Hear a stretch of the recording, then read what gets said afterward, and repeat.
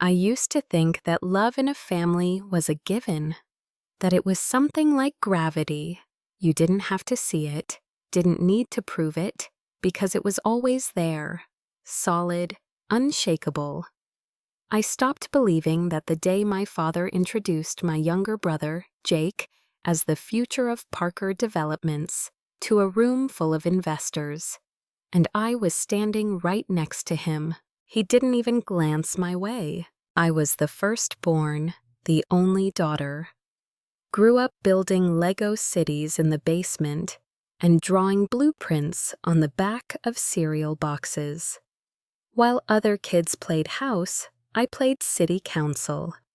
I even went to Cornell for architecture and urban planning.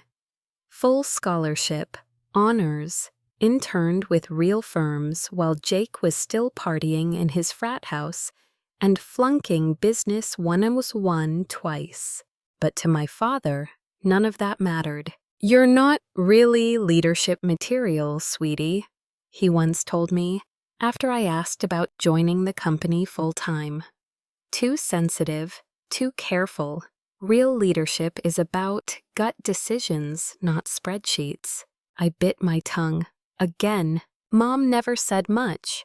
She'd just refill my tea and pat my hand like that could fix everything. She played peacemaker like so many women of her generation, polishing the edges of Dad's harshness and Jake's entitlement with quiet, sacrificial grace. Sometimes I hated how graceful she was. When Dad gave Jake an executive position straight out of undergrad, I didn't even get a courtesy call. I found out from LinkedIn. There was a photo, Jake, in a new suit that didn't quite fit, beaming in front of the Parker Developments logo. The caption read, "Excited to bring innovation and heart to the family business."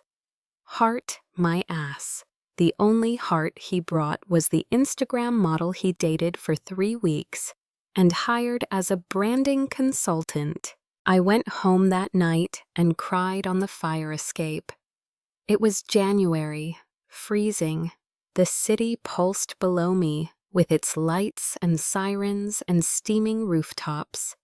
I watched people rushing into subway stations, shoulders hunched, dreams tucked under their coats. And I made a choice. If I wasn't going to be given a place at the table, I'd build a new one. From scratch. That's how Frame House was born. Not in a glossy boardroom, but in the second bedroom of my shoebox apartment in Brooklyn. I maxed out 2 credit cards and started pitching an idea no one believed in. Sustainable housing for low-income neighborhoods. Modular builds, clean energy, urban resilience. The kind of stuff big firms called idealistic, but I called necessary. I designed at night, delivered groceries during the day, watched webinars while cooking dinner. Every win was microscopic.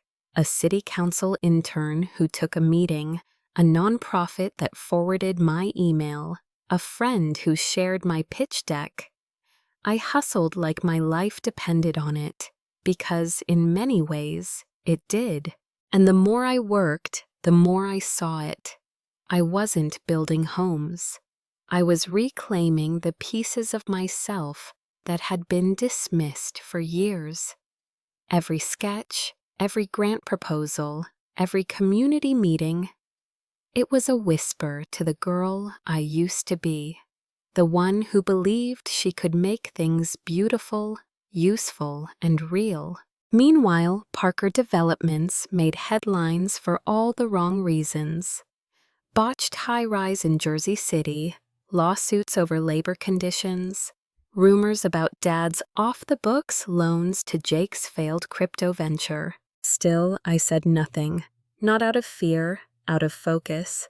Let them spiral. I had work to do. But deep down, I kept wondering, would he ever see me? Not as the backup child, not as the cautious one, but as a builder, a founder, his equal. 3 years later, I walked into City Hall wearing a suit I bought secondhand and heels that pinched. I was there to pitch Framehouse for a pilot project in Queens, a new housing initiative targeting flood-prone areas. It was the biggest opportunity I'd ever had. I had memorized every statistic, every zoning code, every acronym.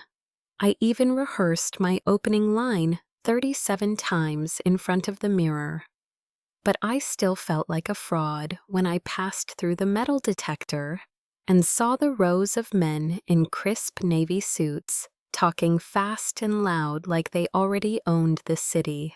My palms were damp when they called my name. I stood at the podium, heart hammering, and pulled up my slides. The lights dimmed. For 25 minutes, I talked about modular structures, energy efficiency, job creation, and long-term affordability. I even cracked a joke about how our water filtration system was smarter than Congress.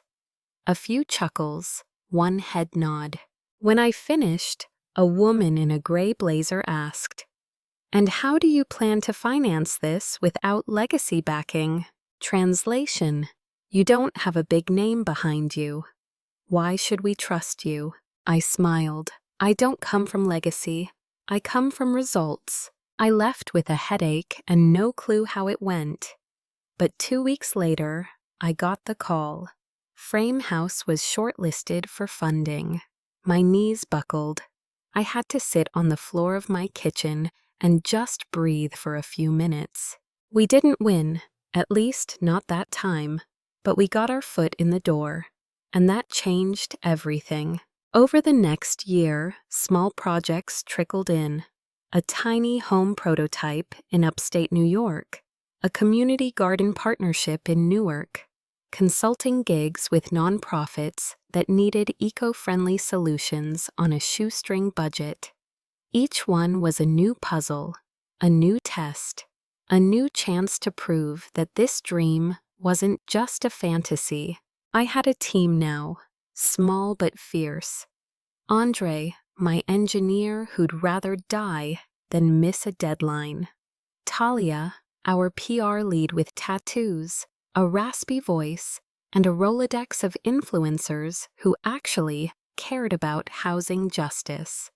And Marco, our accountant, who used to work for a hedge fund but quit after a mental breakdown and now found peace in spreadsheets and chamomile tea. We were scrappy, broke half the time, but we were building something that mattered.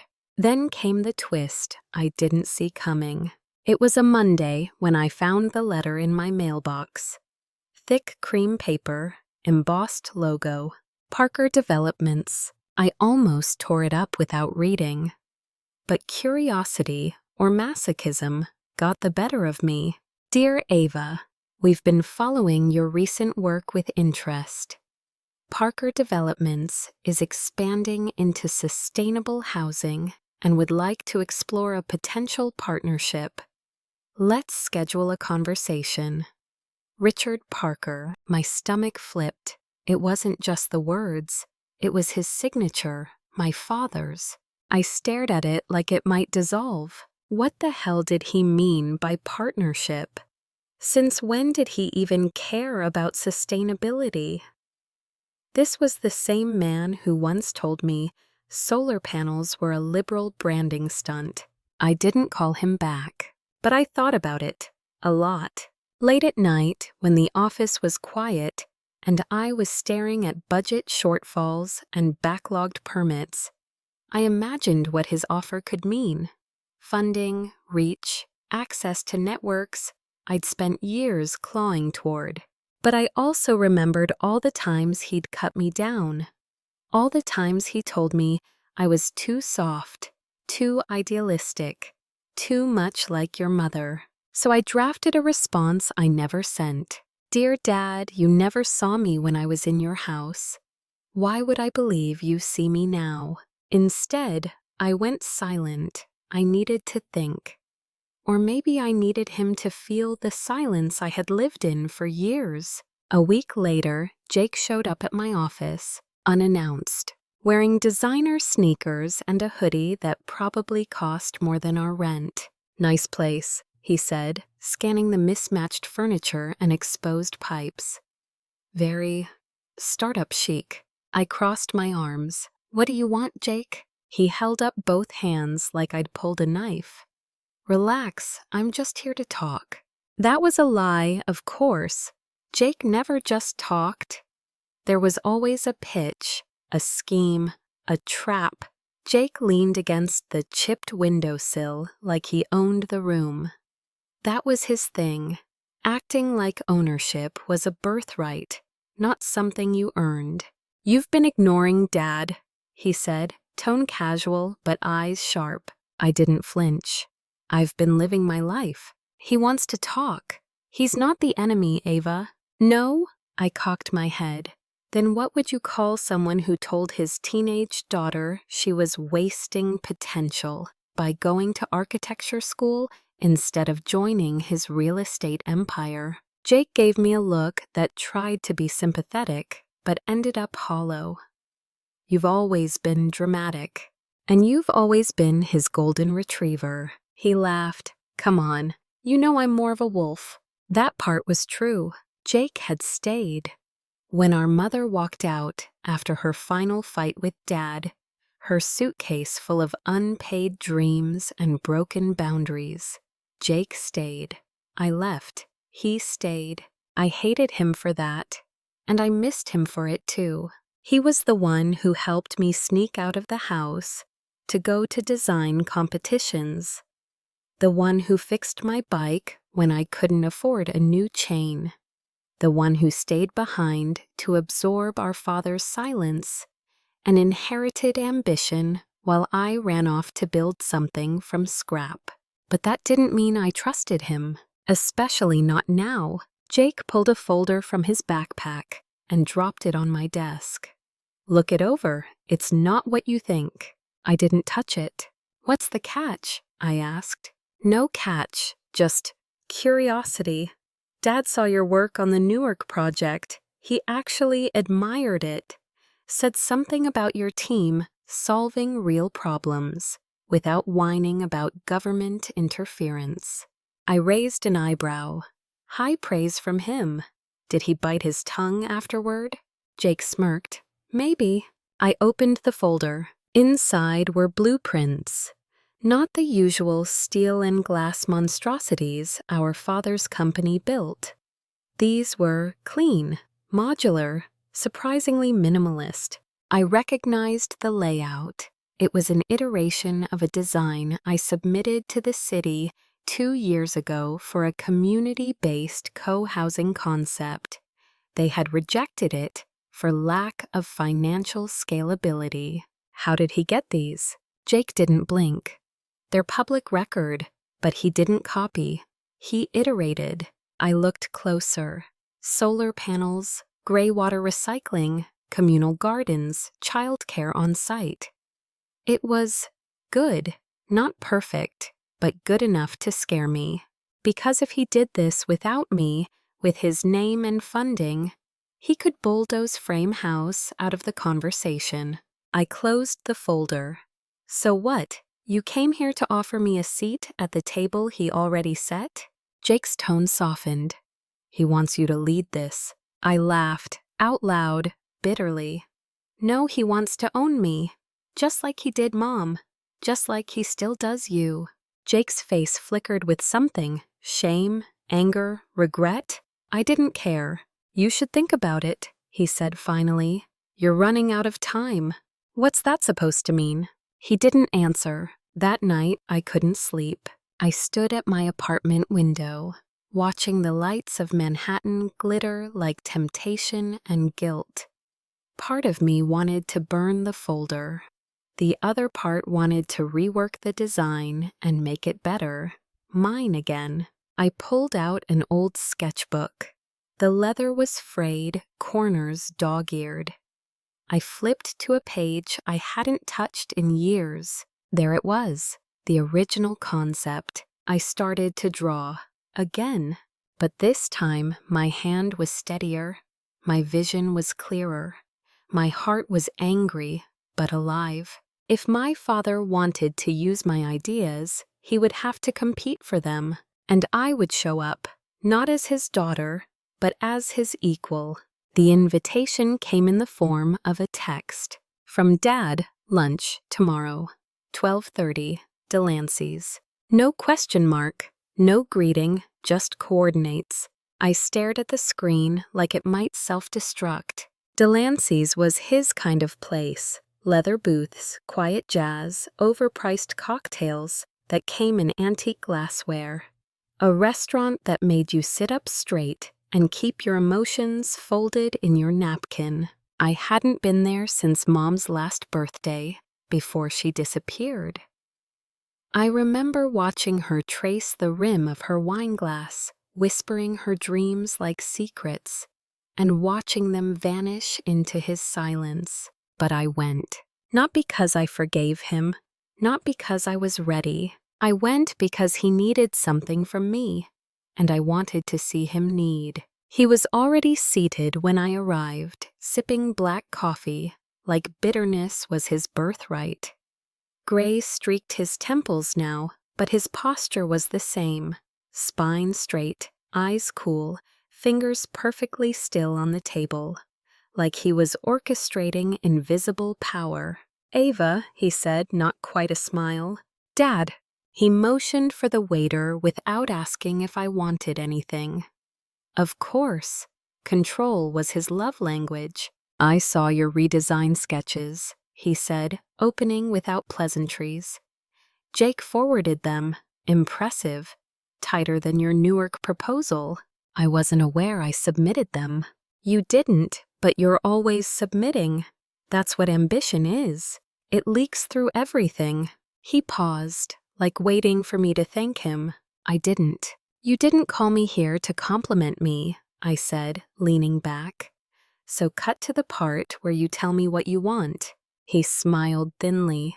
"I want to build the community housing project, your version." I raised an eyebrow. "And what? Put your name on it?" "Our name," he corrected. "You're still my daughter." I laughed. "That's biology, not partnership." The waiter arrived. I ordered black tea, just to watch my father's jaw tighten.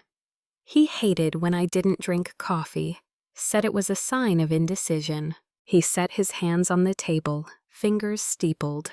"I know you think I'm the villain, that I crushed your mother, that I tried to cage you." "Not think, no." My voice was low but sharp. "You never loved anything you couldn't control." His eyes darkened for half a second. Then he composed himself like a courtroom closing argument. "I made sacrifices for you, for Jake, for this family. While your mother chased sunsets and unfinished novels, I built a legacy." "No," I said. "You built a wall and locked us in." Silence fell. Not uncomfortable, electric. "I'm offering you equity, Ava. Lead designer. Full authority on project decisions. You'd be working with my firm, not under it. That's not partnership, that's absorption. I don't absorb, I elevate. You erase." He blinked. Just once, but I saw it. For a moment, the air was thin between us. "You think you're different from me," he said quietly. "But the hunger, what drives you, it's the same.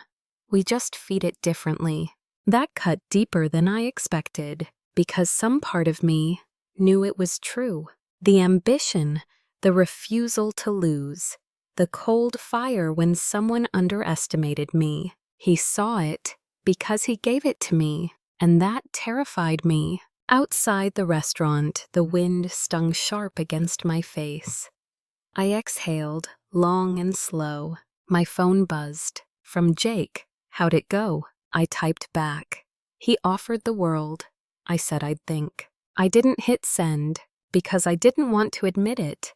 Part of me was thinking, not about saying yes, but about how I'd say no, and still win, and maybe burn his whole empire down on the way out. I didn't sleep the night after our lunch. Not because I was torn, because I was awake, planning. I replayed every word my father said, every calculated offer, every veiled insult. He didn't want to build a legacy with me. He wanted to launder his past through my vision, make it cleaner, younger, marketable. His version of redemption came with a ribbon and a press release. I wasn't going to give him that. I was going to build it myself. I started with the place he never looked, community. My old architecture professor, Marisol Rivera, ran a grassroots urban renewal collective. She always told us, design is empathy in concrete. I emailed her at 3 a.m. Oh, subject line, time to build differently. By 9 a.m., she'd replied, I've got 3 contractors who hate the city but love people. Meet us Thursday. Don't wear heels. I smiled. It was a start. Next, I called Zoe, my best friend since sophomore year, now a badass environmental engineer who refused to work for anyone with more than one yacht. She picked up mid-coffee slurp. Girl, either you're pregnant or plotting something. Definitely plotting. She laughed. I'm in. Just like that, the team began forming. Later that week, Jake called. You're not taking the deal, are you? I paused. No. He sighed, but it wasn't disappointment. More like relief. I didn't think you would, but I needed to hear it. You're still staying in his firm? For now, someone's got to keep the shark from swallowing the city whole. I hesitated, then asked what had been burning in the back of my mind for years. Do you think Mom left us or just him? Silence. Then Jake said, softer than I'd ever heard him. She left for her life, Ava. She couldn't breathe around his gravity. You know that. I did, but it still hurt. She wrote me once, he added, right after she left. Said she hoped you'd find a way to create without permission. I closed my eyes. Without permission. Maybe that was what I'd been waiting for all this time. That night, I found the old folder, tucked behind childhood sketches and college drafts. A worn leather notebook, edges frayed, pages warped from rain. Mom's. It wasn't a diary. It was something wilder. Sketches of murals she never painted, floor plans for shelters she dreamed of, notes scribbled like spells. Page after page, it pulsed with unfinished hope. And at the bottom of one sketch, a phrase written in red ink, let no one shrink what you were born to stretch. I cried then, for her, for me. Then I wiped my face, opened a new file, and started drafting what would become the Ember Project, a mixed-use community center powered by solar grids, open art spaces, and housing units designed not just for shelter, but for dignity. It wasn't just about proving my father wrong anymore. It was about building something so rooted in soul that it couldn't be stolen. The next morning, I stood at the construction lot, abandoned, overgrown, but alive in potential. I stood in the silence, wind humming through rusted fence holes, and imagined what could rise here. A place for the people he forgot, a place where my mother's spirit could live in every curve of the walls. A place mine. This wasn't rebellion, it was resurrection. 2 weeks into planning the Ember Project, the silence shattered. I was sipping black coffee at Zoe's makeshift co-working loft. Blueprints spread across the floor, vision boards tacked to the wall, when my phone buzzed with a flood of notifications. Local Daily, The Tribune, even Buzzline. The headlines were variations on a theme. Heiress architect goes rogue, rejects family legacy. Spoiled or revolutionary, Ava Halston denounces father's empire. A daughter's betrayal. Insider sources say ties severed. Photos of me with messy bun, yoga pants, and clay on my jeans, some taken without my knowledge, were slapped across the articles. The narrative was slick, curated, a woman who turned her back on wealth. Ungrateful, impulsive, emotional. I didn't even need to guess where it came from. My father's damage was never done with fists. He weaponized public opinion. "You okay?" Zoe asked, peering over the rim of her glasses. I nodded slowly. I expected backlash, just didn't think it'd be so fast. "You underestimated the ego of a man who's always been right." I exhaled. "It's not just me he's protecting, it's his myth." Later that day, I received a thick envelope, dropped off by a courier with no return address. Inside, old medical bills, psychiatric evaluations, all in my mother's name. One page caught my eye, dated a year before she vanished. Diagnosis: persistent complex grief disorder, high dissociation, recommends long-term inpatient care. But I knew her. I remembered her clarity, her joy, her creative fire, and I remembered how she shrank when he entered a room. My stomach twisted. I flipped through the papers again. Hidden between pages was a postcard. Paris skyline, midnight blue. On the back, in neat cursive, it wasn't madness, it was survival. Tell Ava she wasn't the reason I left. She was the reason I lived that long. Yem. The dam broke. Tears came without warning, hot, shaking, not just for her, but for the child in me that had spent years wondering what she had done wrong. I hadn't driven my mother away. He had. His empire didn't just bury communities, it buried her voice. And now he wanted to rewrite the narrative again. Not this time. By week's end, I called a press conference. Small room, brick walls, no PR spin. Just me, standing behind a wooden podium with sweat under my blazer and fire in my throat. "I'm not here to burn bridges," I began. "I'm here to build places where no one has to beg for belonging." I laid out the plan for the Ember Project, but more importantly, I named what needed naming. My mother wasn't mentally ill. She was silenced. My father didn't lose her. He erased her. Gasps rippled through the room. I didn't flinch. I looked straight into the camera, imagining him watching. "You built towers on people's pain. I'm building homes on their hope." Afterward, the air was thick with heat and noise.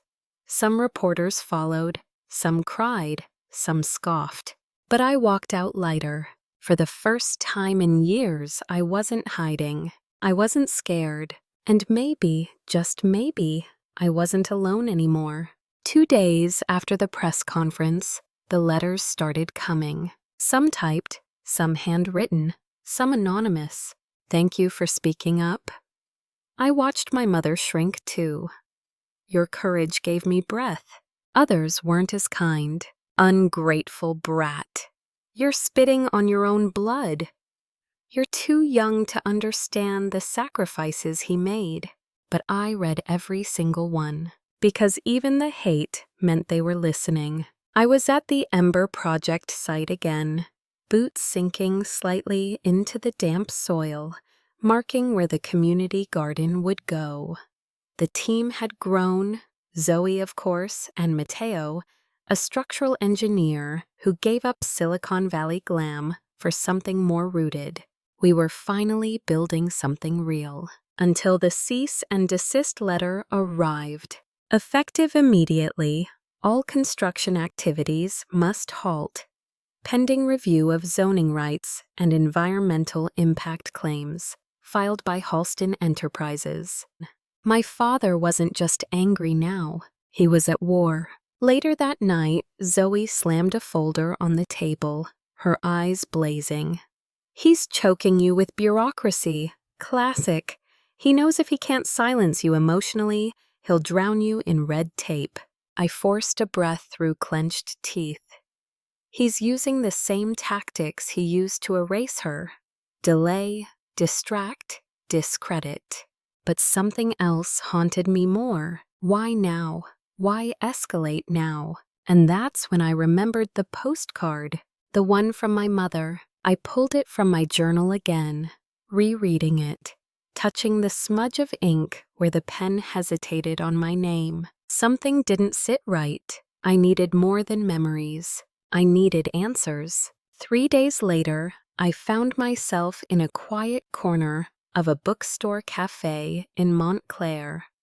I was waiting for someone I hadn't seen in almost 15 years. Julien, my mother's half-brother, French, estranged from my father since before I was born. He walked in wearing a deep navy coat and a scarf that looked like it had stories of its own. His eyes found mine. My breath caught. He had her eyes. "I wasn't sure you'd come," I said, voice small. "I wasn't sure you were ready," he replied, sitting across from me. "Until I saw you on the news," speaking her name. Julien laid a worn leather folder on the table. She kept journals, sketches, notes. She sent them to me the month before she disappeared. Told me to hold them until you came looking. My hands trembled as I opened the folder. Inside were pages of a woman becoming invisible, sketches of homes with open windows and no doors. A letter dated just 1 week before she vanished. "If I disappear, it will not be by choice. If he tells you I was sick, remind them I was silenced. If he tells Ava I left her, tell her I never would." I couldn't breathe. Julien placed a gentle hand over mine. "She didn't run. She was taken somewhere. Private facility, no records. I've tried for years." I looked up. "Are you saying she's still alive?" "I don't know. But I do know this. Your father's reach is deeper than you realize. And your voice, it's waking up the ghosts." That night, I didn't sleep. I stared at the ceiling and wondered, what if the greatest act of love isn't building something new, but uncovering what was buried? The wind was sharper in upstate New York, colder, even in May. Julien drove in silence, the only sound coming from the hum of his old Volvo and the occasional click of his tongue against his teeth, his way of holding back. "Are you sure about this?" he finally asked as we passed the final checkpoint. I stared out the window. Miles of forest surrounded us until a large estate appeared through the mist. Clinical, immaculate, and too quiet. "Ashgrove Recovery Center," read the old sign. But no one ever really recovered here because people weren't sent here to heal. They were sent to vanish. We weren't on any guest list, but Julien knew back ways. The security was old-fashioned. Nothing Julien's Navy training and a well-placed donation couldn't bypass. Inside, the halls smelled of antiseptic and roses, like someone was trying too hard to make pain smell sweet. We passed corridors labeled memory reintegration and emotional stabilization. Everything sounded like it came from a dystopian script. Then room 17B, locked. Julien picked it quietly. Inside, nothing but dust, a chair bolted to the floor, and a small shelf of journals labeled by initials. MH, my mother. I picked up the top journal, page 1. They call it treatment. I call it erasure. He visits, pretends to care, then doubles my dosage. Another entry. One nurse believes me. Her name is Ellis. She smuggled me this pen. If I disappear from this room, find her. She knows. I looked at Julien. We need to find this nurse. Later that week, we tracked Ellis down, retired, living in Vermont. She didn't belong there, Ellis whispered. She wasn't sick. She was silenced. She kept talking about you. Tears pooled in my eyes. Is she? Ellis hesitated. One night she was taken out in a wheelchair. No records, no goodbye. I reported it. No one cared. When I returned to the city, the reporters were waiting. The Ember Project had gone viral. The letter, the journals, the press conference, the cease and desist. People were choosing sides, and this time they were choosing truth. That night, I stood on the rooftop of our building. Zoe joined me, a blanket around her shoulders. "What now?" she asked. I stared at the skyline, still shimmering with the power of men like my father. "I thought I wanted justice," I said quietly. "But I want something bigger." "What's that?" "Freedom. The truth might not set you free immediately, but hiding from it keeps you caged forever." Ava's journey reminds us, healing doesn't come from burying pain, but from facing it, even when it shakes the very foundation of everything you've known. In a world where appearances are curated and power suppresses truth, courage lies in speaking up, digging deeper, and refusing to forget.